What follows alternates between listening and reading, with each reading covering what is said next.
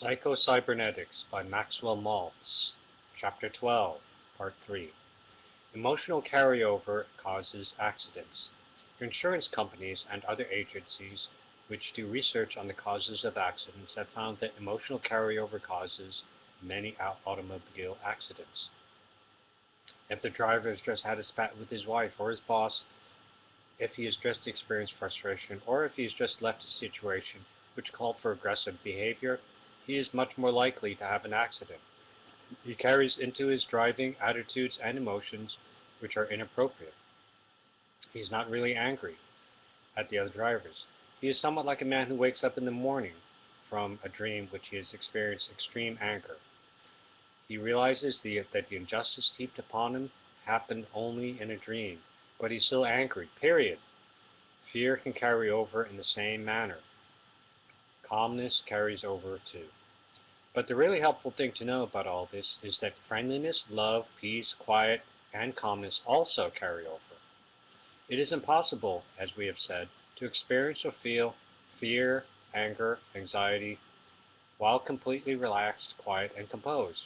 Retiring into your quiet room thus becomes an ideal clearance mechanism for emotions and moods. Old emotions evaporate and disappear. At the same time, you experience calmness, peacefulness, and a feeling of well-being which will carry over into whatever activities immediately follow.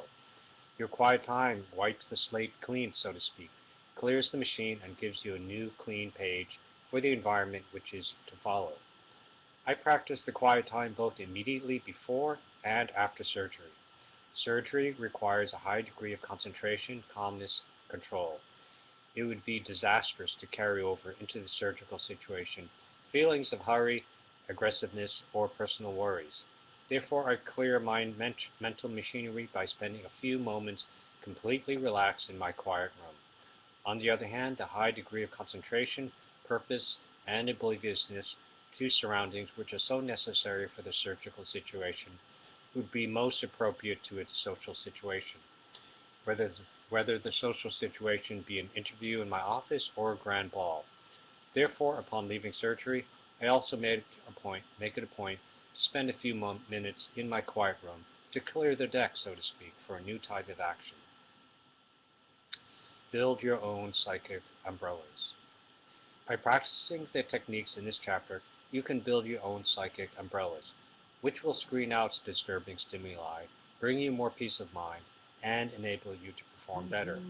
Above all, keep in mind and hammer it home to yourself that the key to the matter of whether you are disturbed or tranquil, fearful or composed, is not the external stimulus, whatever it may be, but your own response and reaction. Your own response is what makes you fearful, anxious, and insecure. If you do not respond at all but just let the telephone ring, it is impossible for you to feel disturbed, regardless of what is happening around you. Be like the promontory against the waves, continually break, but let it stand firm and tames the fury of the water around it, said Marcus Aurelius. The 91st Psalm is a vivid word picture, of a man who experiences feelings of safety and security in the very midst of terrors of the night, arrows that fly by, plagues, intrigues, snares of enemies, danger, 10,000 fall at his side, because he has found the secret place, without his own soul and is unmoved, within his own soul and is unmoved. That is, he does not emotionally react or respond to the scare bells in his environment. Emotionally, he totally ignores them, much as William James recommended totally ignoring evil and unhappy facts to feel happy, and as James T. Mangan recommends, totally ignoring adverse situations in the environment to feel poised. You are basically an actor, not a reactor. Throughout this book, we have spoken of reacting and responding appropriately to environmental factors. Man, however, is not primarily a reactor, but an actor. We do not merely react and respond willy-nilly to whatever environmental factors may be present, like a ship that goes whichever way the wind happens to blow. As goal-striving beings, we first act. We set our own goal, determine our own response, our own course. Then, within the context of goal-striving structure, we respond and react appropriately, that is, in a manner which will further our progress and serve our own ends. If responding and reacting to negative feedback does not take us further down the road to our own goal or serve our own ends, then there is no need to respond at all. And if a response of any kind gets us off course or works against us, then no response is the appropriate response. Your emotional stabilizer. In almost any goal-striving situation, our own inner stability is in itself an important goal to maintain. We must be sensitive to negative feedback data, which advises us when we're off course, so that we may change direction and go forward. But at the same time, we must keep our own ship afloat and stable. Our ship must not be tossed and rocked and perhaps sunk by every passing wave, or even a serious storm. As Prescott-Leckie expressed it, the same attitude must be maintained in spite of environmental changes. Our letting the telephone ring is a mental attitude which keeps our stability. It keeps us from being tossed about, knocked off course, or shaken up by every wave or ripple in the environment. Stop fighting straw men. Still another type of inappropriate response which causes worry, insecurity, and tension is the bad habit of trying to respond emotionally to something which doesn't exist except in our imagination. Not satisfied with over-responding to actual minor stimuli in the actual environment, many of us create straw men in our imaginations and emotionally respond to our own mental pictures. In addition to those negatives which actually exist in the environment, we impose our own negatives. This or that may happen. What if such and such happens? When we worry, we form mental pictures, adverse mental pictures, of what may exist in the environment, or what may happen. We then respond to these negative pictures as if they were totally present reality. Remember, your nervous system cannot tell the difference between a real experience and one that is vividly imagined. Doing nothing is the proper response to an unreal problem. Again, you can tranquilize yourself against this sort of disturbance, not by something you do, but by something you don't do, your refusal to respond. As far as your emotions are concerned, the proper response to worry pictures is to totally ignore them. Live emotionally in the present moment. Analyze your environment. Become more aware of what actually exists in your environment, and respond and react spontaneously to that. In order to do this, you must give all your attention to what is happening now.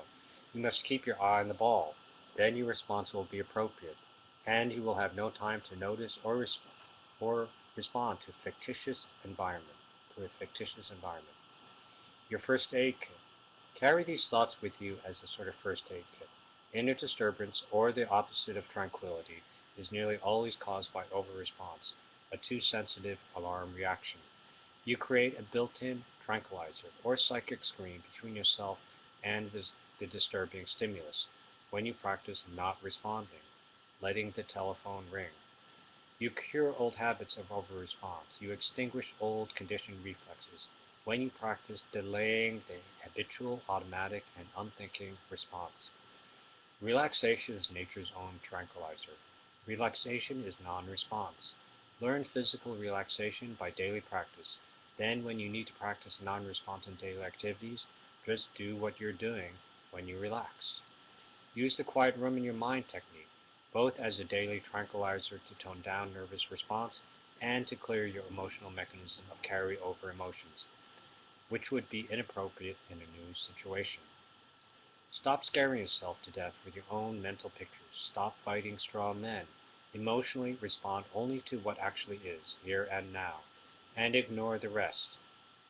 Practice exercise. Create in your mind, in your imagination, a vivid mental picture of yourself sitting quietly, composed, unmoved, letting your telephone ring, as outlined earlier in this chapter. Then in your daily activities, carry over the same peaceful, composed, unmoved attitude by remembering this mental picture. Say to yourself, I'm letting the telephone ring, whenever you are tempted to quote-unquote obey or respond to some fear bell or anxiety bell. Next, use your imagination to practice non-response in various sorts of situations. See yourself sitting quietly and unmoved while an associate rants and raves. See yourself going through your daily tasks one by one, calmly, composed, unhurried, in spite of the pressures of the busy day. See yourself maintaining the same constant stable course in spite of the various hurry bells and pressure bells in your environment. See yourself in various situations which have in the past upset you, only now you remain settled, poised, not by not responding. Your spiritual thermostat. Your physical body has a built-in thermostat, itself a servo mechanism, which maintains your inner physical temperature at a steady 98.6 degrees, regardless of the temperature in the environment. The weather around you may be freezing cold or 110 degrees, yet your body maintains its own climate, a steady 98.6. It is able to function properly in the environment because it does not take on itself the climate of the environment. Cold or hot, it maintains its own. You also have a built-in spiritual thermostat, which enables you to maintain an emotional climate and atmosphere in spite of the emotional weather around you. Many people do not use this spiritual thermostat because they do not know it is there. They do not know such a thing is possible, and they do not understand that they do not have to take on the outward climate. Yet, your spiritual thermostat is just as necessary for emotional health and well-being as your physical thermostat is for physical health. Begin using it now by practicing the techniques in this chapter.